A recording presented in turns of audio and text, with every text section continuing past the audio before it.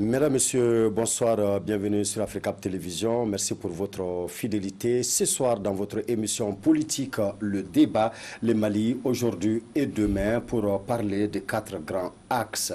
L'acte fondamental qui nous dirige, l'embargo qui nous frappe, la CEDEAO qu'on peine à comprendre et la question de la présidence civile ou militaire qui nous divise tant. Et pour parler de ces 4 axes, mesdames, messieurs, nous sommes ce soir avec son Excellence monsieur Cheikh Sidi Diarra, ambassadeur du Mali en Algérie de 1943 à 2003, ambassadeur représentant permanent du Mali auprès des Nations Unies à New York de 2003 à 2007, secrétaire général adjoint des Nations Unies de 2007 à 2012 et président du Comité national d'organisation du dialogue national inclusif en 2019. Notre second invité est Maître Abdourahmane Ben Mamata Touré. Il est avocat. Messieurs, bonsoir à tous. Bonsoir. Merci d'avoir accepté notre invitation. Plaisir d'être avec vous. Merci beaucoup. Alors, Maître Touré, nous allons commencer avec vous, le premier axe de l'acte fondamental. Alors, qu'est-ce que c'est qu'un acte fondamental? Alors, merci beaucoup, Monsieur Robert Dissa. Je pense qu'à l'entendre de vos propos, vous avez dit quelque chose de très important. Je vais m'appuyer sur ça. Un acte fondamental qui nous dirige. A priori, déjà, l'acte fondamental, je souhaiterais le définir de manière théorique, mais il est important d'expliquer un peu le contexte pour qu'on comprenne dans une optique de simplification. Je pense que c'est de cela qu'on a plus besoin sur un plateau ce soir que des démonstrations techniques de haut niveau.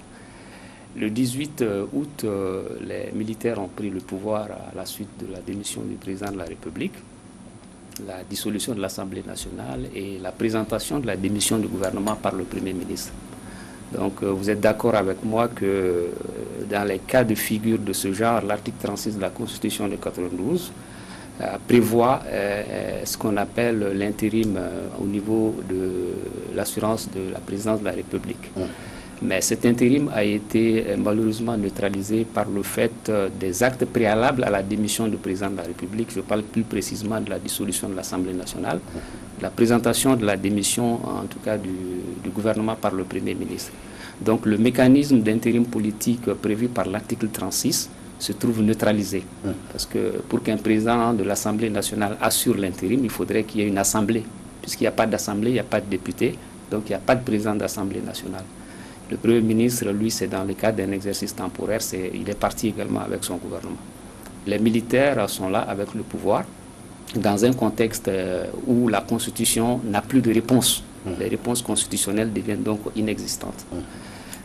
Dans ce cadre-là, qu'est-ce qu'il fallait faire? Il fallait simplement prendre le cadre, en tout cas de la possession du pouvoir, essayer de diviser ce cadre et valider chaque partie du cadre.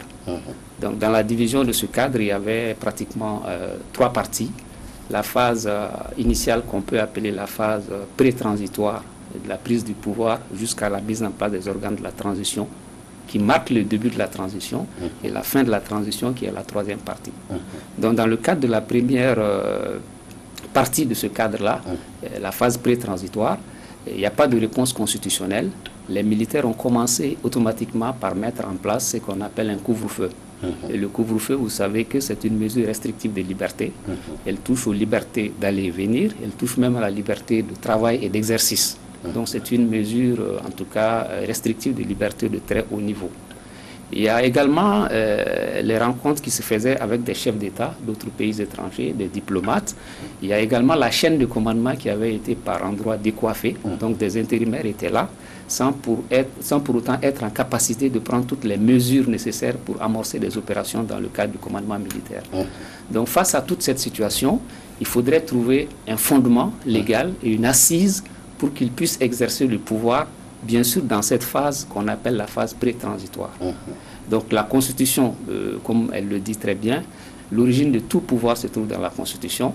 Ce pouvoir ne peut pas se trouver dans la Constitution en raison de ce que je viens de citer. Il fallait trouver des outils juridiques relais qui permettent en tout cas de combler ce vide, cette phase de non-droit, le temps de la mise en place des organes de la transition qui va marquer le début de la transition. Donc une fois que ces organes seront mis en place, l'acte fondamental va disparaître. Exactement. Donc l'acte fondamental procède de l'idée simplement qu'il faille combler ce vide dans le cadre de cette division, en tout cas du cadre en 3 parties. Donc l'acte fondamental, de par sa nature, est un acte qui est intervenu pour donner une assise légale, un fondement à l'exercice de la puissance que les militaires avaient pour transformer cela en autorité. Donc dans ce cadre, on a imaginé par un mécanisme d'ingénierie juridique un acte fondamental qui complète la Constitution, qui pose également ses limites, parce que ce n'est pas un acte qui ouvre tout.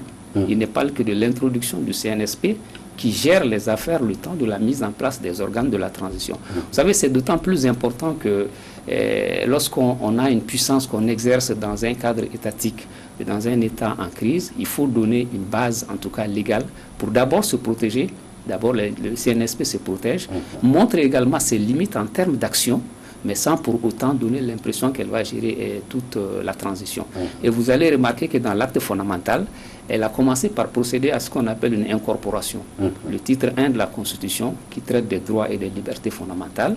Le titre 2, qui traite également de l'intégrité du territoire, de la souveraineté.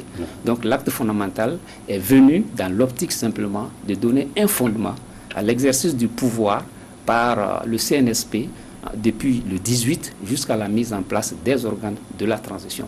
Donc c'est un acte qui est intervenu simplement pour donner un fondement légal à l'exercice de cette puissance en la transformant en autorité jusqu'à la publier dans le journal officiel. Donc l'acte rentre ainsi dans ce qu'on appelle le droit positif malien. Et ce que beaucoup de Maliens ne comprennent pas, dans la hiérarchie des normes, cet acte fondamental est supérieur à la Constitution. Comment comprendre cela? Je pense que la supériorité, c'est une perception. Et cette perception est partie de l'idée simplement que l'article 41, je pense, final, disait que chaque fois qu'il y a une difficulté entre l'acte fondamental et la Constitution, les dispositions de l'acte fondamental s'appliquent. C'est une clause de style qu'on a instaurée, mais quand on regarde l'esprit de l'acte, on se rend compte que c'est un acte qui complète. Un acte qui complète la Constitution ne peut pas être supérieur à la Constitution elle-même. C'est un acte qui, en tout cas, le complète, le supplée, le modifie. Donc, dans la rédaction, si on avait simplement remplacé le terme « les dispositions de l'acte fondamental s'appliquent en cas de conflit » par le terme « les dispositions de l'acte fondamental dérogent à la Constitution », on n'aurait peut-être pas eu ce débat. Nous sommes plus dans le débat de la dérogation plutôt que de la supériorité. La Constitution n'étant pas suspendue, on ne peut pas dire que la hiérarchie des normes est mise à mal. Il y a simplement un acte, un outil relais juridique qui intervient pour accompagner la Constitution et déroge à la Constitution en bien des endroits. Donc c'est un acte dérogatoire, mais qui n'est pas un acte qui est supérieur à la Constitution. S'ils avaient également ajouté au titre même de l'acte fondamental numéro 001, complémentaire de la Constitution 25 février 92, ces débats n'auraient pas eu lieu. Le débat sur la supériorité, c'est académiquement intéressant, mais dans le fond, cet acte fondamental ne peut pas être supérieur à la Constitution qui n'est pas suspendue. D'accord. Mais en 2017, il y a eu quand même un grand mouvement anti-Abana dont vous faisiez partie. On voit que l'acte fondamental peut modifier la Constitution. On voit que l'achat de la Constitution peut modifier la Constitution. Et vous, anti-Abana, qu'avez-vous à nous dire aujourd'hui? Merci beaucoup, Dissa. C'est une question très pertinente. Je m'attendais à cette question. Il est vrai qu'on a défendu la Constitution du 25 février 92 à travers anti-Abana. Ne touche pas à ma Constitution, même sur mon mur Facebook au jour d'aujourd'hui, sur mon profil, c'est on ne touche pas à ma Constitution. C'est vrai, parce que l'article 118 a été un outil juridique qui a permis d'obtenir la non-révision de la Constitution en raison du fait que l'intégrité du territoire national était touchée. En 2020, au jour d'aujourd'hui, vous vous rendez compte que beaucoup de personnes comme moi d'ailleurs, qui étaient dans la défense de la Constitution, certains se retrouvent au niveau du M5, d'autres se trouvent un pas dans le M5, mais défendent l'acte fondamental ou la charte de la Constitution. Ça peut être paradoxal, c'est dû à la nature même de la matière, qui est en tout cas une matière qui est à cheval sur la politique et le droit. Les raisons fondamentales qui ont fait qu'on s'est opposé à la modification en 2017 sont des raisons qui sont très importantes. Parce que l'accord d'Alger, quand on le regarde, il ne touche pas qu'à la réorganisation de l'État. Il ne touche pas qu'au réaménagement institutionnel du Mali. L'accord d'Alger touche beaucoup plus aussi à la nation malienne.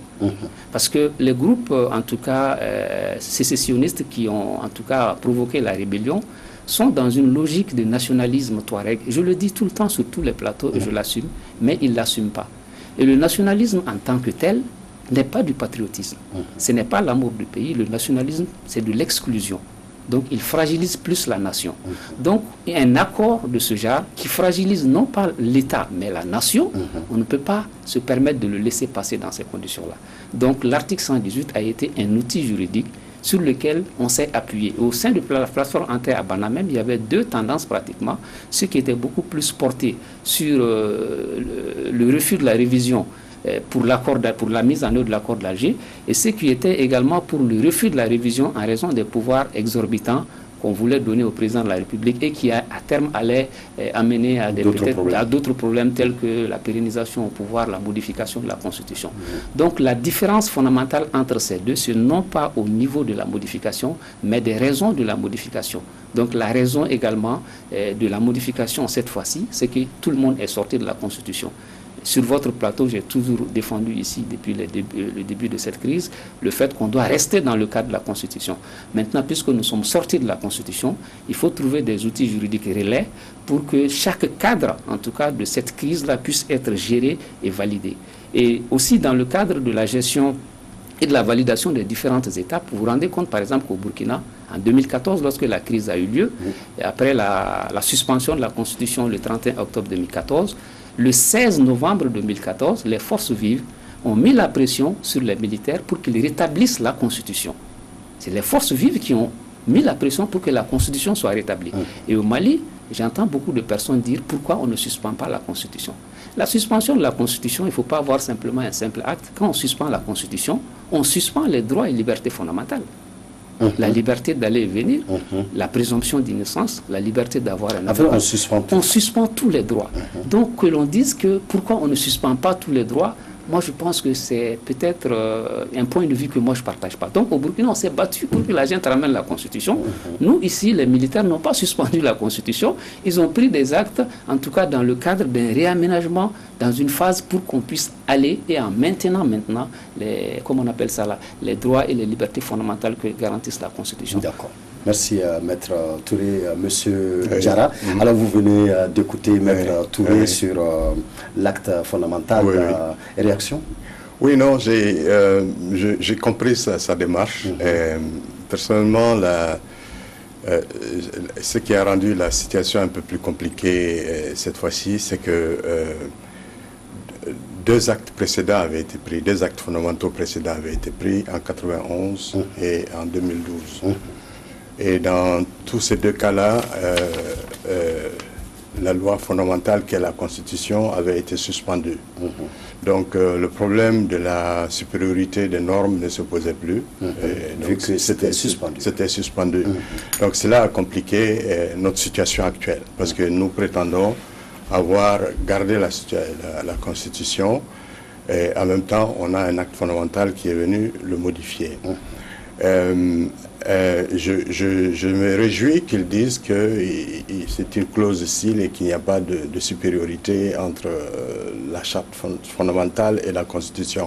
Ça, c'était vraiment la crainte que nous avions, que le dernier article de la charte soit interprété comme étant déterminant une supériorité de l'acte fondamental par la Constitution. Mais s'il nous rassure par rapport à ça, c'est bien. Bon, l'autre avantage de maintenir la Constitution, c'est que les institutions qui n'ont pas été dissoutes, je veux dire l'Assemblée nationale et le gouvernement et l'institution du président de la République qui a démissionné, en dehors de ces trois, on est supposé garder les autres institutions et les autres 5 institutions. Et une donnée importante, nos droits et libertés. Et nos droits et libertés. Mais de toute façon, la charte avait réaffirmé les droits et libertés. Donc même si on avait suspendu la Constitution, les droits et libertés qui sont contenus dans la charte, donc je veux dire l'acte fondamental aurait valu...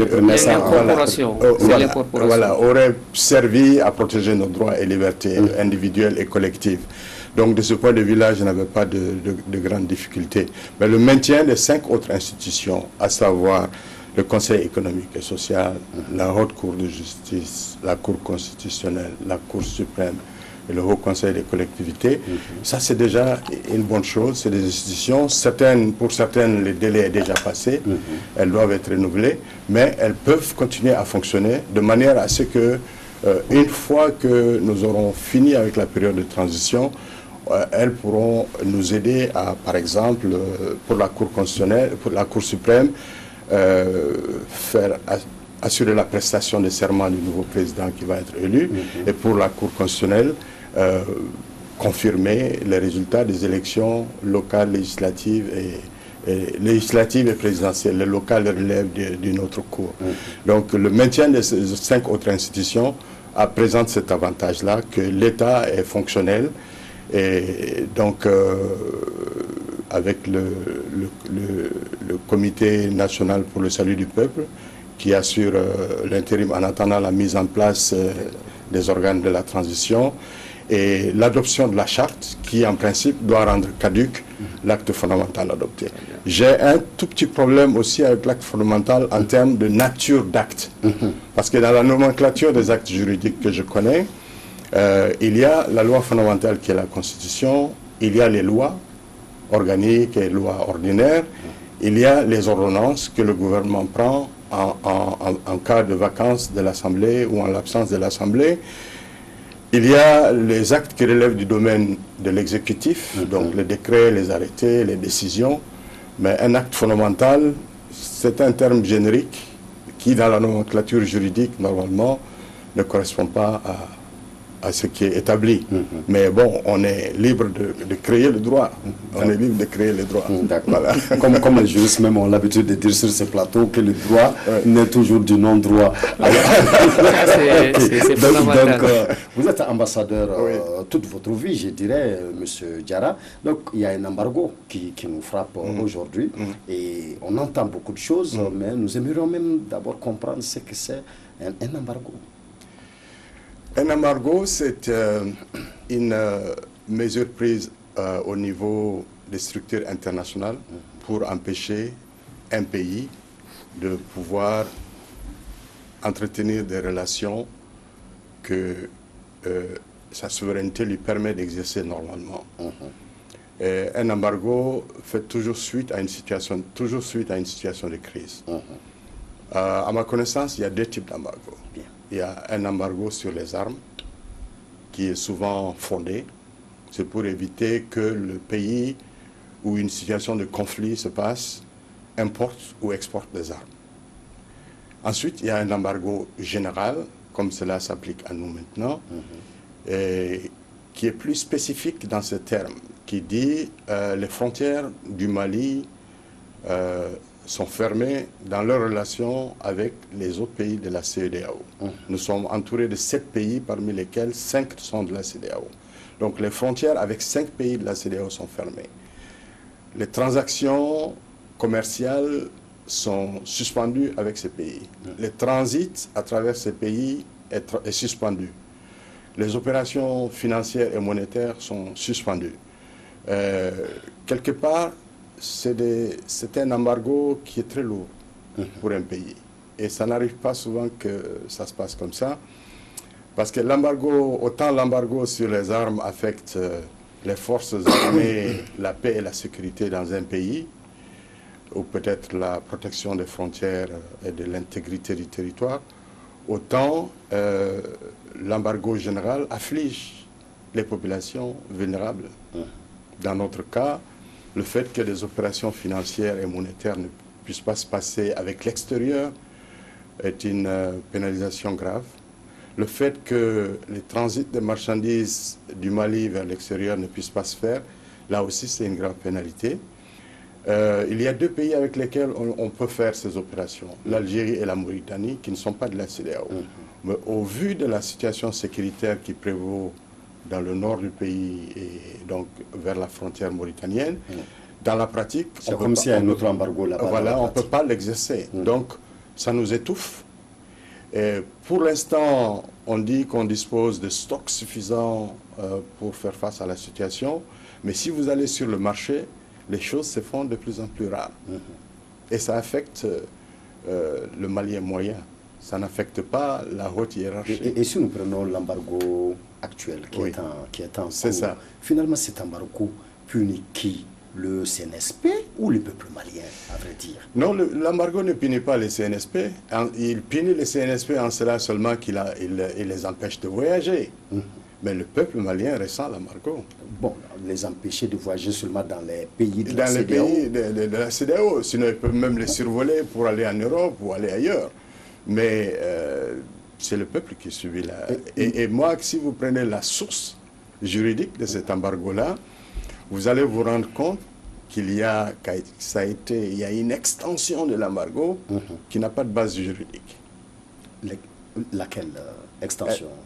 Par exemple, le fait d'interdire, de fermer les frontières, d'interdire le commerce, ça n'a pas de base juridique. Est-ce que c'est tout le commerce?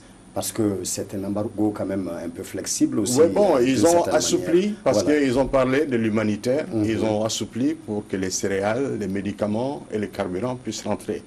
Mais quand ils nous menacent que l'embargo sera total, ça veut dire que ça va affecter ces trois produits-là aussi. Mais qu'est-ce qu'ils espèrent avec un tel embargo? Que le peuple fatigué dise non aux dirigeants?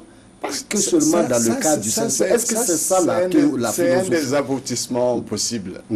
Que les gens, une fois sous pression, qu'ils sentent tellement la pression qu'ils vont se retourner contre ceux qui sont supposés être à l'origine ou la raison de l'embargo. Ça, c'est une raison. L'autre raison, l'autre résultat possible, c'est de nous conformer à ce que la CEDEAO demande. Donc, le retour à l'ordre constitutionnel, le choix d'une transition civile au niveau du pays.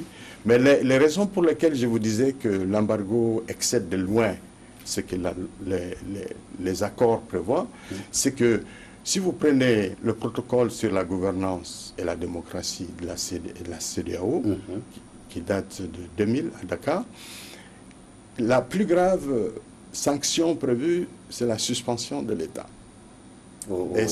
La suspension de la participation du Mali aux instances de la CEDEAO.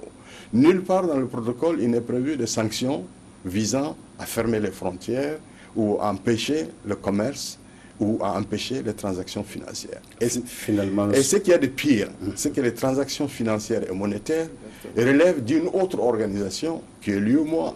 Au niveau de la CEDEAO, il y a la convergence qui est en cours, mais il n'y a pas d'accord qui permettent de dire que nous avons la monnaie en commun. Donc si une disposition doit être prise pour empêcher les transactions monétaires entre le Mali et les États de la CEDEAO, on ne doit pas utiliser les instruments de l'UEMOA. Même si, quand bien même, tous les États de l'UEMOA sont membres de la CEDEAO, il lui fallu qu'un sommet de l'UEMOA se tienne pour décider d'appliquer ces sanctions-là. Finalement, vous n'avez pas l'impression que le peuple malien est vraiment victime de la dictature, même de la CEDEAO, finalement? Je n'irai pas jusque-là, mais je dirais que... Mais imaginez, c'est une véritable dictature, M. Diarra. Oui. Vous-même, vous avez parlé des textes. Et ils n'ont pas à prendre des mesures comme ça par rapport aux transactions financières. C'est l'UEMOA qui doit faire ça. L'UEMOA doit le faire. Et ils se permettent de faire ça. Et l'UEMOA aussi qui accepte que cela se passe finalement. Oui, parce que tous les États membres de l'UEMOA, les 8 États membres de l'UEMOA, sont aussi membres de la CEDEAO. Mais cela ne suffit pas. Il aurait fallu qu'un sommet de l'UEMOA se réunisse. Parce qu'il y a 7 pays de la CEDEAO qui ne sont pas de l'UEMOA, qui ne partagent pas la même monnaie que le Mali ou la Côte d'Ivoire ou le Sénégal.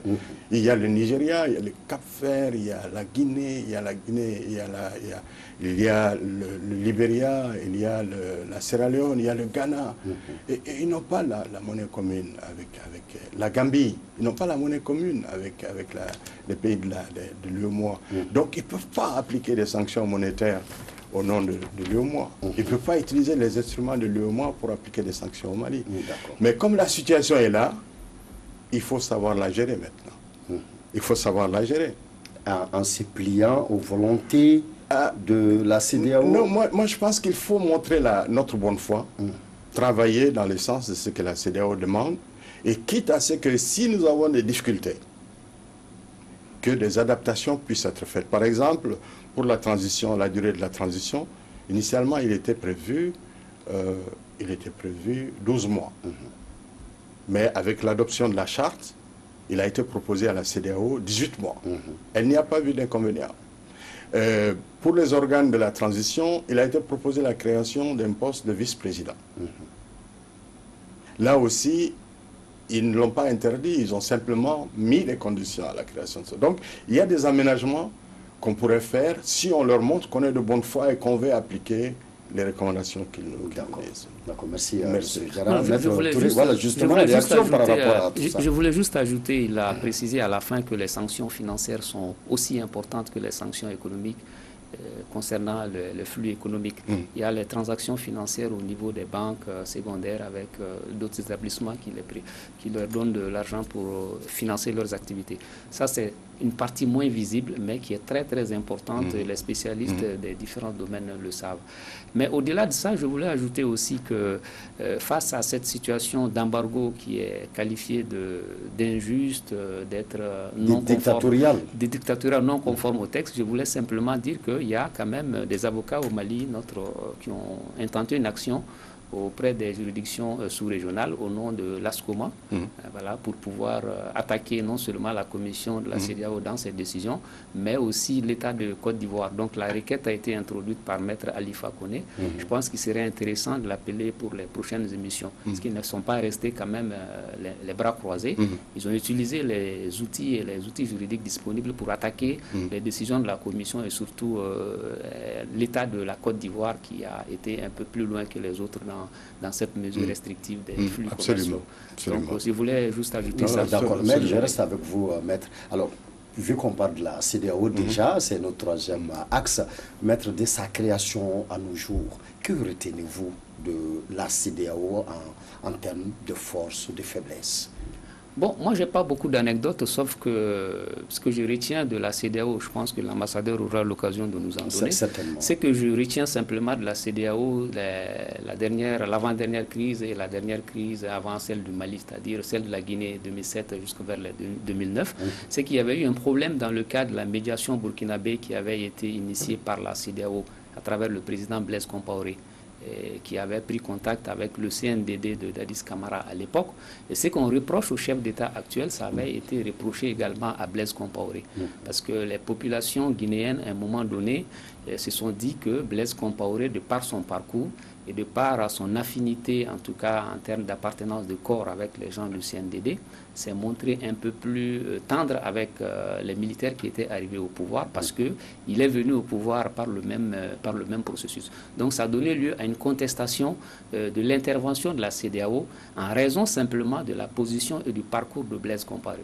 C'est pour dire simplement que la personnalité des chefs d'État, leur parcours historique et leur mode d'accession au pouvoir déterminent l'acceptation ou le rejet de leur implication et de leurs mesures. Dans le cadre actuel, nous savons très bien que le président Alassane Dramane Ouattara est dans de grosses difficultés constitutionnelles avec son pays.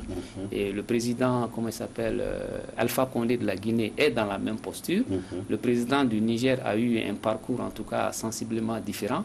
Donc on s'est dit qu'on met la pression sur le Mali pour vraiment couper court à des velléités du genre pour que ça ne se produise pas chez eux. Donc on s'est dit qu'ils sont plus dans cette posture pour se protéger et calmer leur opinion publique, en tout cas se prémunir d'un coup d'État chez eux plutôt que pour le bien fondé même de l'action ou pour le bien-être de la communauté économique qu'est la CEDEAO.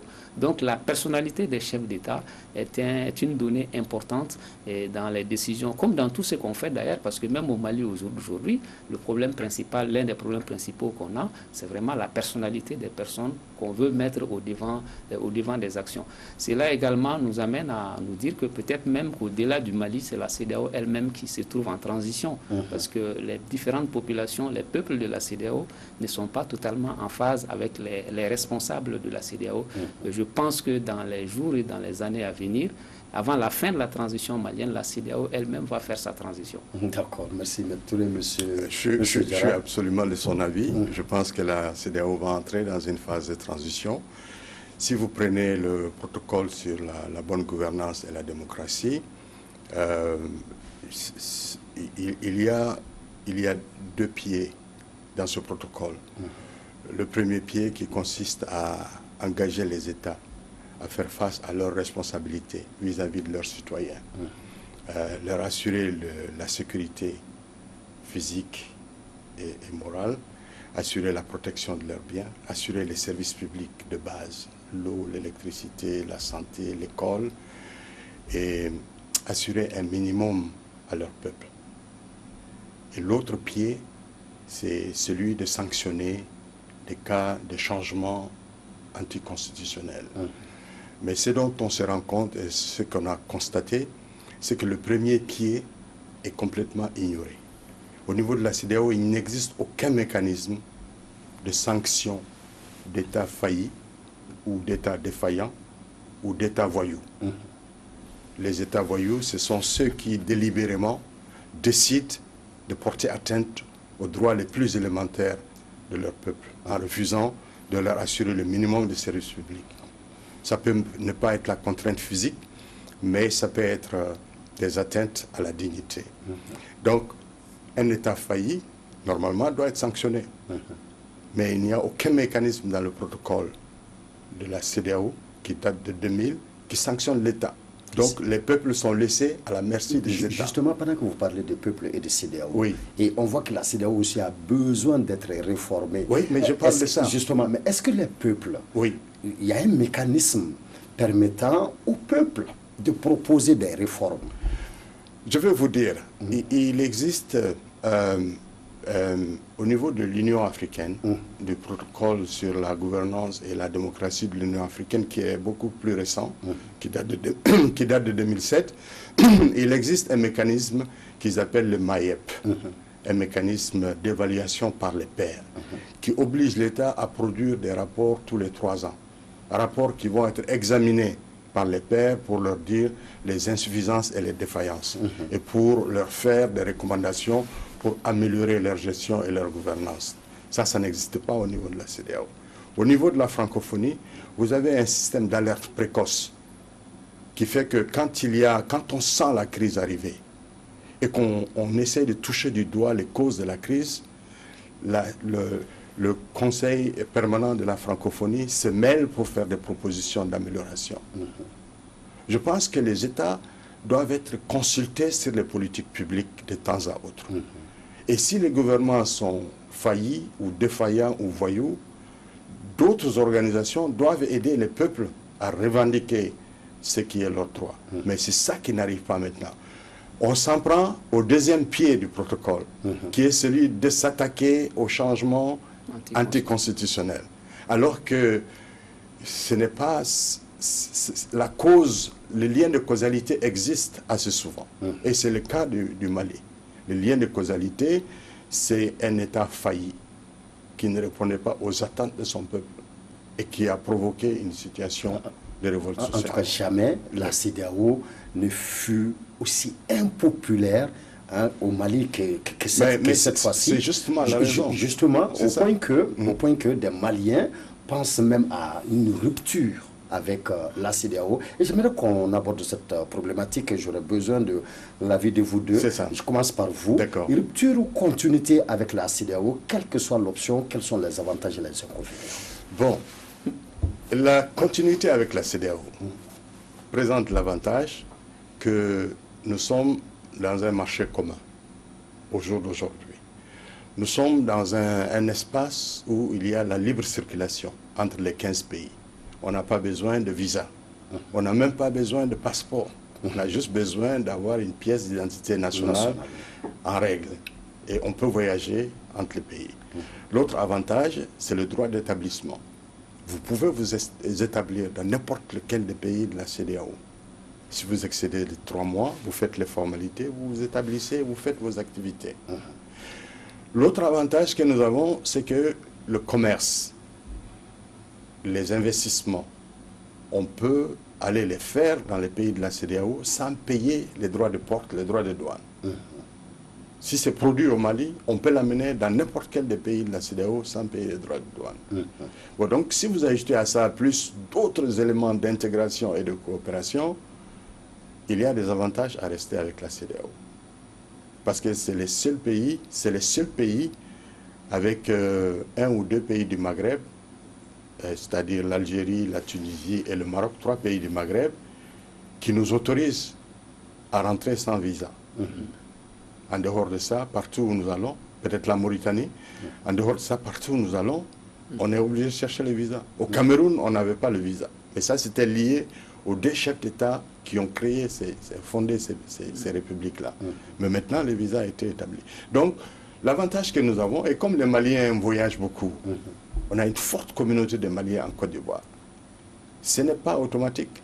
Si on perd la qualité de membre, il y a des risques que ça affecte non seulement le transit, les séjours et les activités de nos compatriotes dans ces pays. D'accord. Maintenant, ça, c'est les avantages. Les avantages à rester. Voilà. Maintenant, qu'est-ce que nous perdons? Bon, ça, c'est déjà connu. C'est relatif aux avantages. Oui. Mais en quittant, qu'est-ce qu'on peut gagner?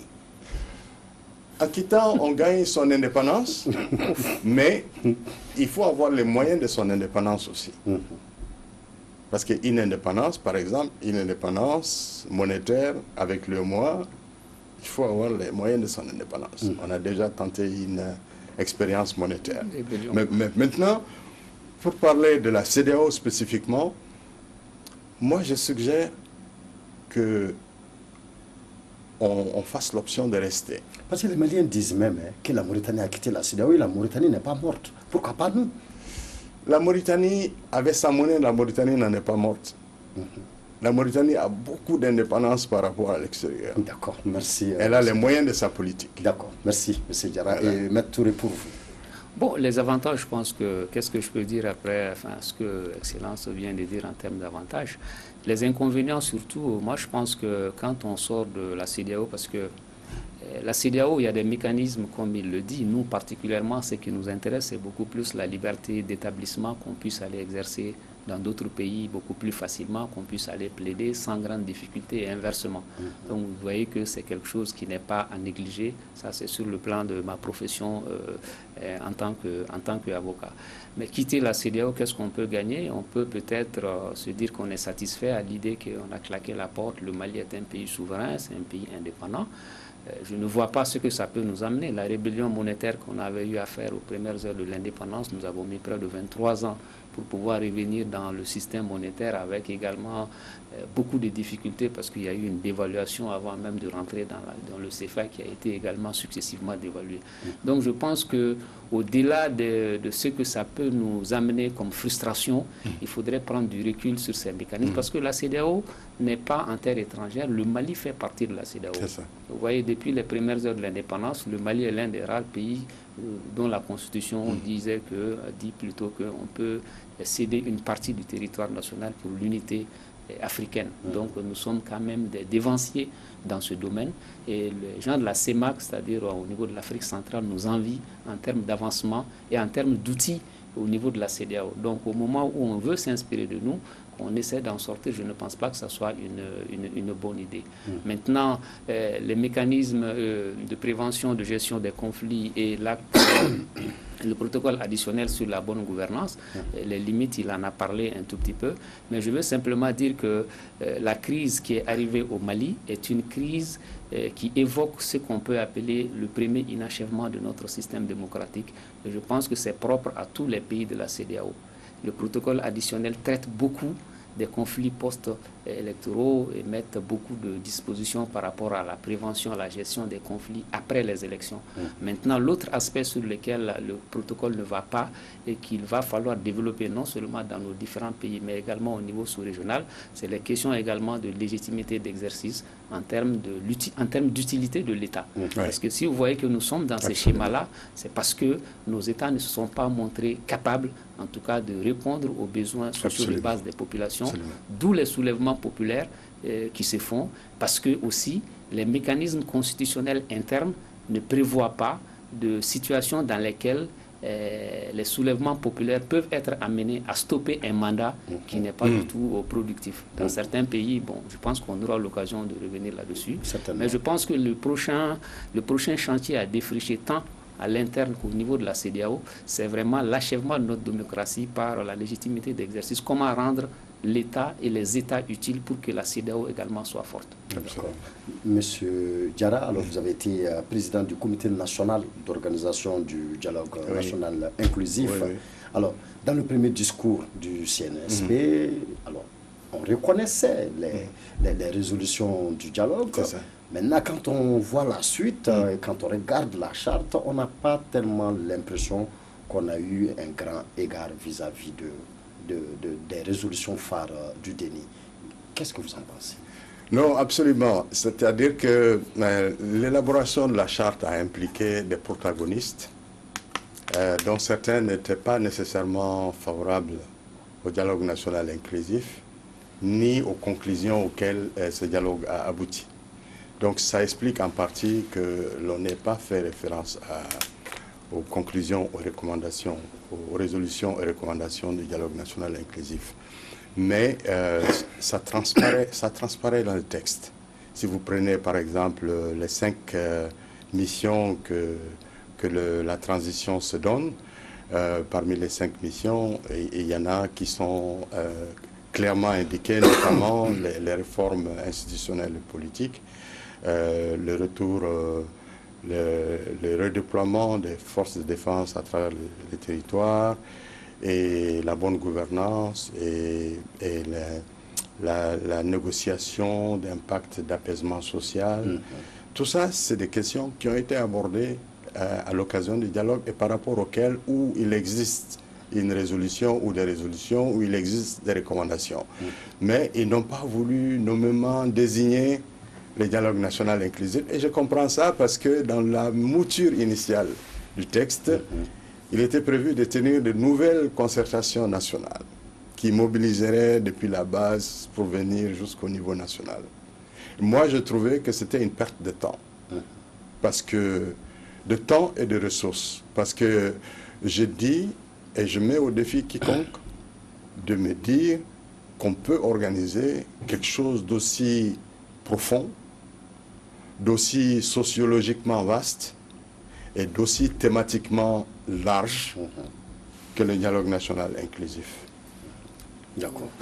Moi, je voulais simplement... Perte de temps, d'énergie, de moyens, d'argent, de tout. Je ne suis pas à ce niveau. Moi, je voulais simplement dire à Excellence que je ne suis pas du tout d'accord avec lui. Il a été très diplomatique lorsqu'il dit que les raisons qui ont fait qu'on a mis la charte à côté, donc c'est quelque chose d'éminemment grave pour moi, parce que les implications de la mise à l'écart de résolution du dialogue national inclusif ont une implication stratégique énorme. Nous sommes allés à Alger pour négocier un accord d'Alger. On est venu avec un produit qu'on ne parvient pas à mettre en œuvre. Tout le monde a reproché le manque de recul, le contexte ayant justifié cela. Je suis parfaitement d'accord. Mais on est ressorti avec quoi? Un accord signé et verrouillé par les parties prenantes. Jusqu'à présent, personne ne peut toucher à cet accord si ce n'est les parties prenantes, c'est-à-dire le gouvernement et les groupes armés qui ont signé le 15 mai et 20 juin, n'est-ce pas? Au jour d'aujourd'hui, les groupes armés, leur seul langage, c'est la mise en œuvre intégrale de l'accord. Et vous savez très bien que les populations maliennes, dans leur majorité, je n'ai pas d'indicateur de mesure, mais quand on regarde l'actualité, on se rend compte que nous ne sommes pas d'accord avec toutes les mesures de cet accord pour les raisons que j'ai évoquées au début de l'émission, parce que l'accord touche à la nation. Ce n'est pas simplement une réorganisation institutionnelle, mais ça touche à la nation, ça touche au vivre ensemble, au nom du nationalisme, qui est une forme d'exclusion et de repli sur soi. Donc, le seul moment de 2015 jusqu'à aujourd'hui, où la seule entrée qu'on a pu trouver pour qu'on puisse en tout cas corriger cet accord et enlever ces germes, en tout cas qui touchent à notre nation, c'est le dialogue national inclusif.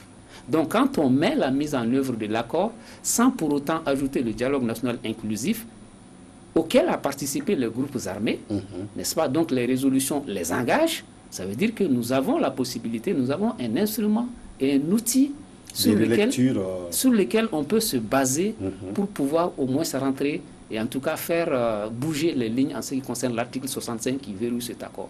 Donc, comment on appelle ça là? Mais pas aller avec les résolutions du dialogue. Les résolutions du dialogue national inclusif devaient faire partie de la feuille de route, et ces résolutions doivent faire ce qu'on peut appeler un marquage à la culotte de l'accord d'Alger.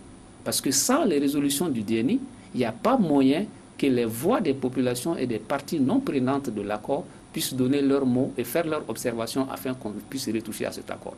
Donc c'est très important quand on a beaucoup d'outils, l'articulation et les implications de ces outils, si on les oublie dans ce schéma, on met à côté le dialogue, les résolutions du DNI, on ne pourra jamais obtenir en tout cas la modification de l'accord conformément à l'article 65 de ce dit d'accord. Donc les résolutions du DENI, moi je faisais partie des personnes qui n'étaient pas d'accord avec l'idée et le principe du DENI.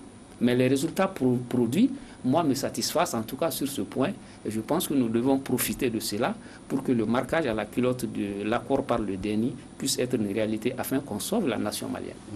Non, personnellement, je suis d'accord avec lui. Il n'y a pas de contradiction entre lui et moi.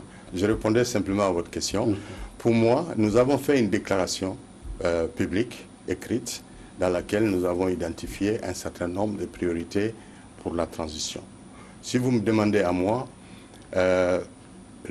redresser la gouvernance du pays ne relève pas d'un programme de transition, parce que c'est une tâche permanente et perpétuelle. La transition doit faire face à ce qui est urgent et ce qui doit être résolu avant qu'on ne sorte de la période de transition. Tout à fait. Pour moi, les questions qui ne doivent pas être confiées à un président élu doivent être traitées pendant la transition. Pour quel motif? Le motif est simple. Quand vous confiez à un président élu d'exécuter certaines tâches, il est toujours soupçonné de jouer à sa faveur, pour sa propre chapelle, ou de jouer pour son parti. Je ne sais pas si vous comprenez. Et parmi les questions qui ne doivent pas attendre, les réformes institutionnelles, les réformes politiques, la réforme de la loi électorale, l'accord pour la paix et la réconciliation nationale et la réforme du secteur de la défense et de la sécurité. Pour moi, ça suffit. Le reste, là, le gouvernement de transition ou le gouvernement qui viendra après auront pour obligation de continuer à faire marcher les services publics de l'État. Ça ne s'arrête jamais.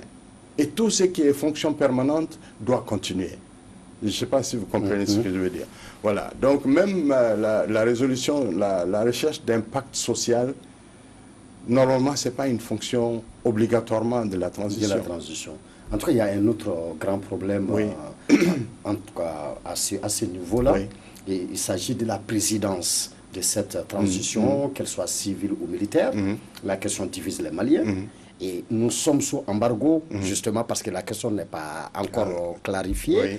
Alors, selon vous, quels sont les vrais enjeux de cette présidence, qu'elle soit civile ou militaire? Non, moi je pense que la crainte de la CEDEAO, c'est qu'en maintenant un président militaire de la transition, que déjà la transition ne dure plus longtemps et donc que l'ordre constitutionnel ne tarde à arriver. Parce qu'on a vu des exemples ailleurs où les militaires viennent pour un temps court et c'est aussi pour ne pas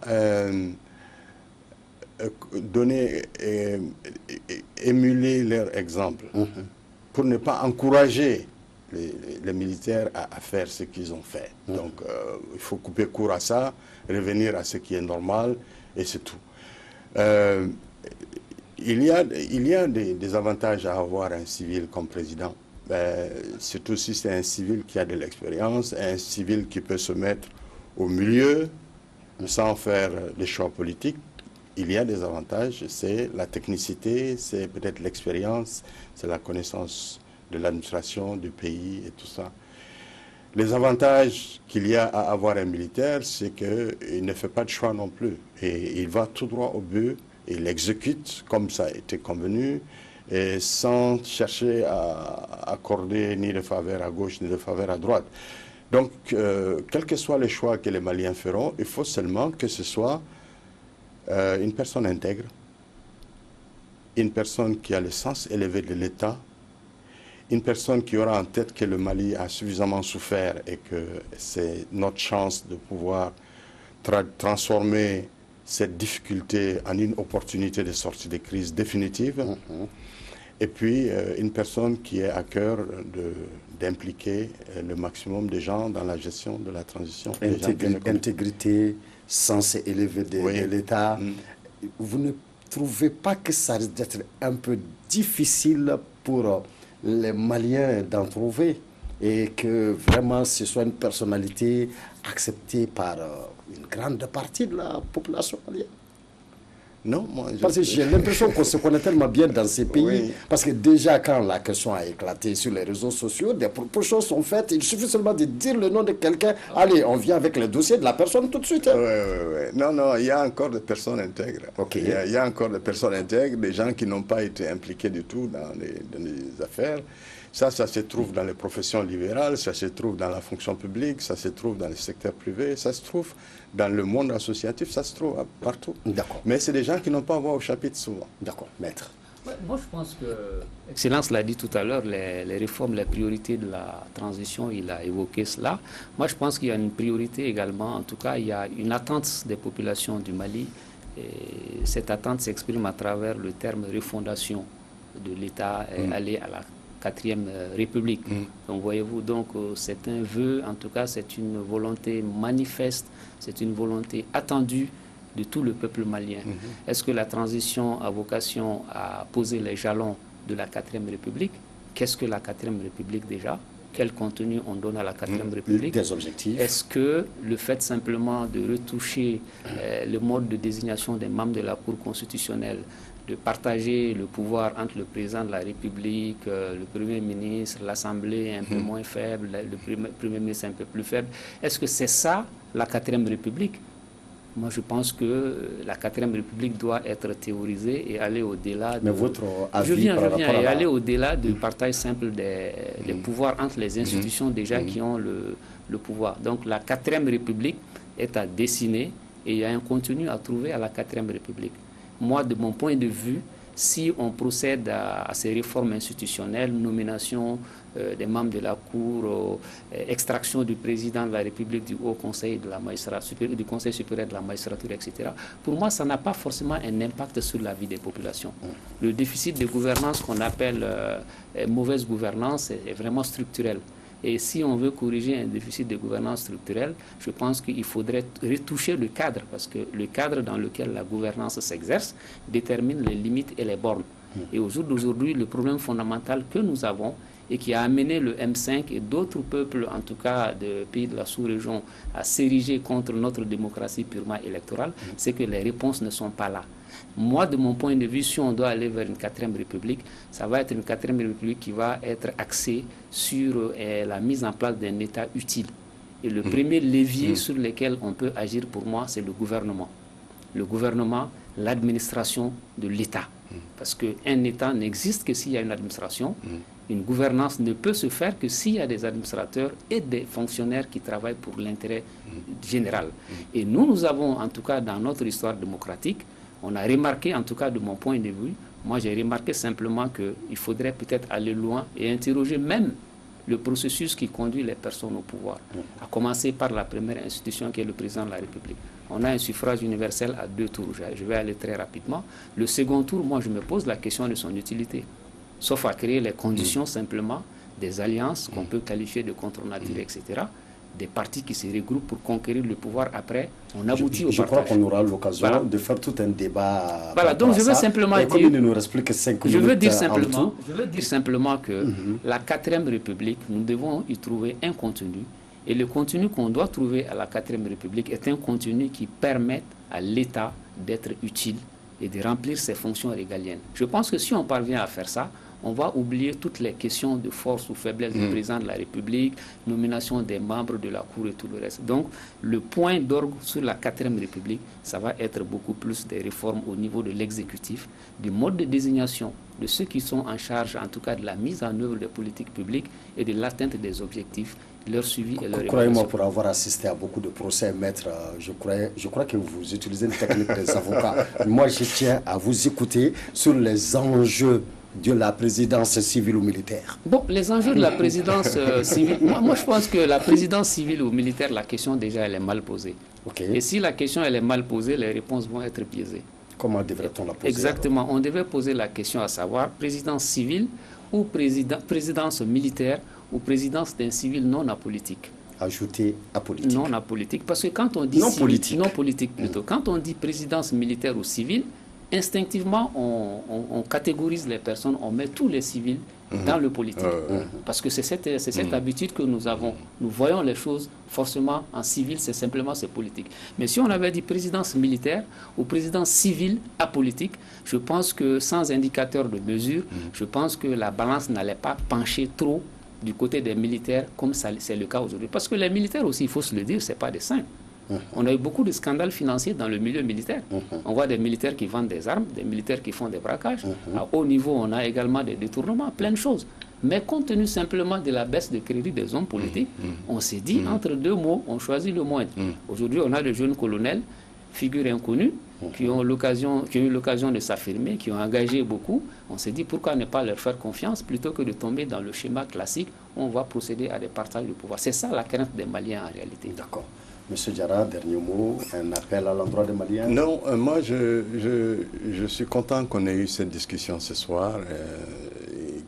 J'espère qu'on aura pu édifier nos compatriotes.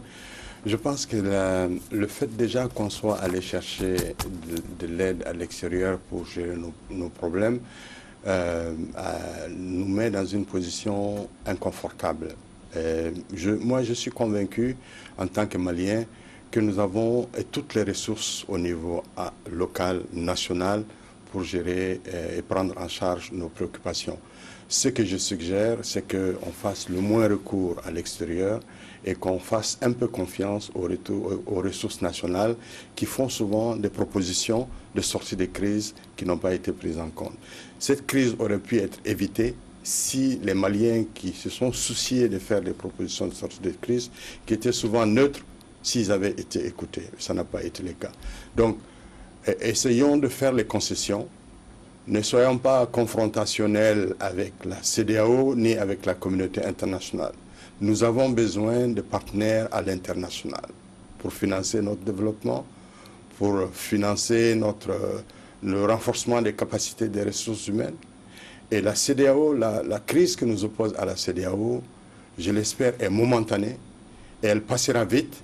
Et ça nous permettra de retrouver notre siège au sein de la communauté économique des États de l'Afrique de l'Ouest en tant que membre à part entière et acteur de la société internationale en pleine souveraineté. Je suggère donc qu'on essaye de trouver des solutions qui fassent un compromis entre nos attentes et ce que la CEDEAO nous demande. Et ensuite, nous trouverons la solution pour sortir de la crise et nous serons réhabilités et nous redeviendrons membres à part entière de la CEDEAO. Merci beaucoup. Diarra. Le Mali aujourd'hui et demain était notre... Rapidement, si vous voulez. Non, je pensais que... Mais bon, c'est pas grave, hein, c'est pas grave. On peut y aller? Non, c'est bon, c'est bon. D'accord. Donc, c'était votre émission politique, le débat qui portait sur le thème le Mali aujourd'hui et demain, avec comme invité son Excellence Cheikh Sidi Diarra, ambassadeur du Mali en Algérie de 1993 à 2003, ambassadeur représentant permanent du Mali auprès des Nations Unies à New York de 2003 à 2007, secrétaire général adjoint des Nations Unies de 2007 à 2012 et président du Comité national d'organisation du dialogue national inclusif en 2019.